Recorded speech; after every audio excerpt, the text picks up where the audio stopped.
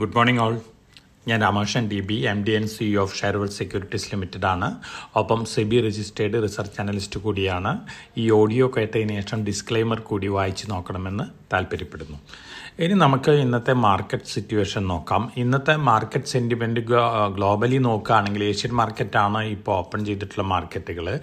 ഏഷ്യയിലൊരു mixed ട്രെൻഡാണ്. Chinese മാർക്കറ്റും അതുപോലെ തന്നെ ഹോങ്കോങ് മാർക്കറ്റും സ്ലൈറ്റ്ലി വീക്കായിട്ടാണ് ട്രേഡ് ചെയ്യുന്നത്. അതോടൊപ്പം തന്നെ ജാപ്പനീസ് മാർക്കറ്റ് 33 കൊല്ലത്തെ ഏറ്റവും ഹയസ്റ്റ് ലെവലിലാണ് ഇന്നും ട്രേഡ് ചെയ്യുന്നത്. വലിയ രീതിയിലുള്ള ഇൻവെസ്റ്റ്മെൻറ്റാണ് ജപ്പാനിലേക്ക് ഫോറിൻ പോർട്ട്ഫോളിയോ ഇൻവെസ്റ്റേഴ്സ് നടത്തിക്കൊണ്ടിരിക്കുന്നത്. ജപ്പാനിലെ GDP Q1 GDP better than expected ആയിരുന്നു. 1.6% ആണ് GDP ഗ്രോത്ത് വന്നത്. അത് എക്സ്പെക്റ്റേഷൻ 0.7% ആയിരുന്നു. കഴിഞ്ഞ ഫിനാൻഷ്യൽ ഇയർ അവസാനത്തെ ക്വാർട്ടർ -0.1% ആയിരുന്നു. ഇപ്പോൾ വലിയ ജമ്പാണ് ജാപ്പനീസ് GDP കാണിച്ചിരിക്കുന്നത്. അതോടൊപ്പം തന്നെ അവിടെ ഡൊമസ്റ്റിക് ഡിമാൻഡ്, അതുപോലെ ക്യാപിറ്റൽ എക്സ്പെൻഡിച്ചർ, പ്രൈവറ്റ് സ്പെൻഡിങ് ഇതൊക്കെ വലിയ രീതിയിൽ കൂടിയിരിക്കുകയാണ്. ഒപ്പം ഫോറിൻ പോർട്ട്ഫോളിയോ ഇൻവെസ്റ്റേഴ്സ് വലിയ രീതിയിൽ വാങ്ങുന്നു.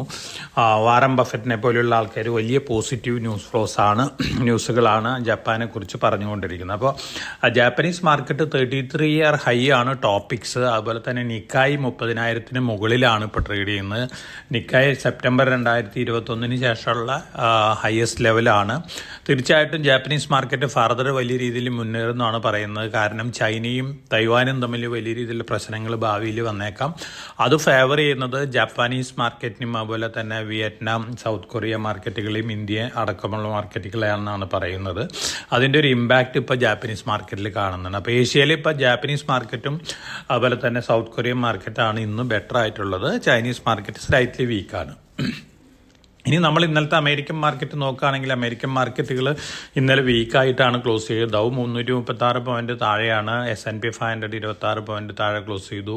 അതുപോലെ തന്നെ നാസ്ഡാക്ക് 22 പോയിന്റ് താഴെ ക്ലോസ് ചെയ്തു. എനർജി സ്റ്റോക്കുകളാണ് പ്രധാനമായിട്ട് താഴെ പോയിട്ടുള്ളത്. ടെക്നോളജി സ്റ്റോക്കുകൾ ഓൾമോസ്റ്റ് എല്ലാം തന്നെ ബെറ്റർ ആയിട്ടാണ് ഇന്നലെ അമേരിക്കയിൽ ക്ലോസ് ചെയ്തിട്ടുള്ളത്. അപ്പോൾ അമേരിക്കയിലും പൊതുവെ ഒരു ഏപ്രിൽ മാസത്തെ റീറ്റെയിൽ സെയിൽസ് ഡാറ്റ വന്നിരുന്നു. ആ റീറ്റെയിൽ സെയിൽസ് ഡാറ്റ എക്സ്പെക്ട് ചെയ്തേക്കാളും സ്വല്പം താഴെയായിരുന്നു. അതിൻ്റെ ഒരു ഇമ്പാക്റ്റ് അമേരിക്കൻ മാർക്കറ്റിൽ സ്ലൈറ്റ്ലി ഉണ്ടായിട്ടുണ്ട്. ഒപ്പം നമ്മൾ ഇന്നലെ അഡ്വാൻസ് ഡിക്ലൈൻ റേഷ്യോ അമേരിക്കൻ മാർക്കറ്റിൽ നോക്കുകയാണെങ്കിൽ ഡിക്ലൈൻ ടു അഡ്വാൻസ് നോക്കാം നമുക്ക്. കാരണം അഡ്വാൻസ് ടു ഡിക്ലൈൻ ആണെങ്കിൽ ഒരു ഷെയർ അഡ്വാൻസ് ചെയ്തപ്പോൾ 4 ഷെയർ താഴെ വന്നിരിക്കുകയാണ്. അതുപോലെ തന്നെ നാസ്ഡാക്കിലാണെങ്കിൽ ഒരു ഷെയർ അഡ്വാൻസ് ചെയ്തപ്പോൾ 2 ഷെയർ താഴെ വന്നിരിക്കുക. അപ്പോൾ അഡ്വാൻസ് ഡിക്ലൈൻ റേഷ്യോ ഇന്നലെ അത് സ്വല്പം നെഗറ്റീവാണ് അമേരിക്കൻ മാർക്കറ്റിനെ സംബന്ധിച്ച്. ഇന്ന് മോർണിംഗിലും അമേരിക്കൻ സ്റ്റോക്ക് ഫ്യൂച്ചേഴ്സും സ്ലൈറ്റ്ലി വീക്കായിട്ടാണ് ട്രേഡ് ചെയ്യുന്നത്. യൂറോപ്പ് ഇന്നലെ വീക്കായിട്ടാണ് ക്ലോസ് ചെയ്തത്. നമ്മളും ഇന്നലെ ഒരു പ്രോഫിറ്റ് ബുക്കിങ്ങിൽ വീക്കായിട്ടാണ് ക്ലോസ് ചെയ്തത്. പക്ഷേ നമ്മുടെ ഫോറിൻ പോർട്ട്ഫോളിയോ ഇൻവെസ്റ്റേഴ്സ് ഇന്നലെയും 1400 കോടി രൂപയ്ക്ക് വാങ്ങിയിരിക്കുകയാണ്. അതുകൊണ്ട് തന്നെ നമ്മൾ ഇന്ന് എക്സ്പെക്ട് ചെയ്യുന്നത് ഏഷ്യൻ മാർക്കറ്റ് സെൻറ്റിമെൻറ്റ് തന്നെയാണ് ഇവിടെ എക്സ്പെക്ട് ചെയ്യുന്നത്. സ്ലൈറ്റ്ലി മ്യൂട്ടഡ് ഓപ്പണിംഗ് ആണ് നമ്മളിവിടെ എക്സ്പെക്ട് ചെയ്യുന്നത്. ഫോറിൻ പോർട്ട്ഫോളിയോ ഇൻവെസ്റ്റേഴ്സിൻ്റെ FIൻ്റെ പൊസിഷൻ നോക്കുകയാണെങ്കിൽ അവർ ഒരു ഷോർട്ട് പൊസിഷൻ സ്ലൈറ്റ്ലി ക്രിയേറ്റ് ചെയ്ത് തുടങ്ങിയിട്ടുണ്ട് ഫ്യൂച്ചേഴ്സിൽ. അപ്പോൾ അതുപോലെ അത് തീർച്ചയായിട്ടും സ്ലൈറ്റ്ലി നെഗറ്റീവ് ആണ്. കാരണം എന്താണെന്ന് വെച്ചാൽ അപ്വേർഡ് മൊമെൻറ്റത്തിനെ അത് ബാധിക്കാൻ ചാൻസസ് ഉണ്ട്. അപ്പോൾ വളരെ കോഷ്യസ് ആയിട്ട് മാർക്കറ്റിൽ മൂവ് ചെയ്യേണ്ടതാണ്. ഇനി കമോഡിറ്റി നോക്കുകയാണെങ്കിൽ ഗോൾഡ് $1,993 താഴെ വന്നു. ഔൺസിന് $2,000 മുകളിലായിരുന്ന ഗോൾഡാണ് ഇപ്പോൾ താഴെ വന്നിട്ടുള്ളത്. ഒരു പ്രോഫിറ്റ് ബുക്കിംഗ് ആയിട്ടാണ് കാണുന്നത്. Brent crude oil almost flat തന്നെയാണ് ഇന്നലെ ഇന്നൊക്കെ ട്രേഡ് ചെയ്യുന്നത്. മെറ്റൽസ് ഇന്നലെ വീക്കായിരുന്നു, പക്ഷെ ഇന്ന് മോർണിംഗിൽ ബെറ്റർ ആയിട്ടാണ് ട്രേഡ് ചെയ്യുന്നത്. ഇനിയിപ്പോൾ നമ്മൾ ഇന്ത്യൻ മാർക്കറ്റിൻ്റെ സിറ്റുവേഷൻ നോക്കുകയാണെങ്കിൽ ഇന്നലെ വന്നിട്ടുള്ള Q4 റിസൾട്ടുകളൊക്കെ തന്നെ ഇൻലൈൻ വിത്ത് എക്സ്പെക്റ്റേഷൻ ആണ്. BOB ബെറ്റർ ദാൻ എക്സ്പെക്റ്റഡ് ആണ്. പക്ഷേ ഇതിൻ്റെ ഒരു ഇമ്പാക്റ്റ് ഓൾറെഡി മാർക്കറ്റിൽ ഉണ്ടായിട്ടുണ്ട്. അതുപോലെ തന്നെ Bharti Airtel better than expected ആണ്. Max Healthcare better than expected ആണ്. LIC ഹൗസിംഗ് ഒക്കെ ഉണ്ട്. പക്ഷേ ഓൾമോസ്റ്റ് മാർക്കറ്റിലൊരു പ്രോഫിറ്റ് ബുക്കിംഗ് മോഡിൽ നിൽക്കുന്ന കാരണം എത്രത്തോളം ഇതിൻ്റെ പോസിറ്റീവ് ഇമ്പാക്റ്റ് ഉണ്ടാവുമെന്ന് നമുക്കിനി പറയാൻ സാധിക്കില്ല.